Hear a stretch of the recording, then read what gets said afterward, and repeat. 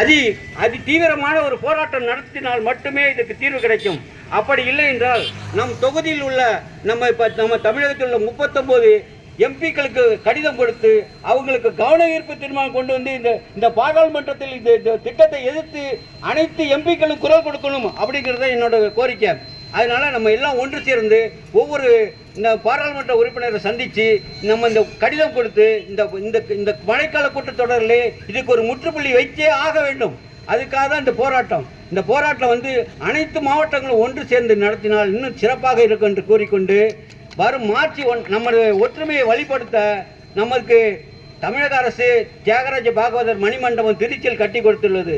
நமக்கு அந்த மணிமண்டபத்தில் மார்ச் 1ஆம் தேதி தியாகராஜ பாகவதரின் ஜெயந்தி விழாவை அனைத்து மாவட்ட மக்களும் ஒன்றிணைந்து திருச்சியில் ஒரு மாபெரும் மக்களை திரட்டி ஒரு அரசுக்கு வலிமையை காட்டி நம் விஸ்வகர்மா இவ்வளோ பேர் இருக்குங்கிறத காட்டணுங்கிறதுக்காண்டி தான் நாங்கள் ஒரு எம்கேடி ஒருங்கிணைப்பு குழு ஒன்று ஆரம்பித்து மாவட்டந்தோறும் ஒரு ஒருங்கிணைப்பாளர் இணைத்து அவங்க எல்லாம் ஒன்று திரட்டி வரணுங்கிறதுக்காக தான் இதை ஆரம்பிச்சிருக்கோம்.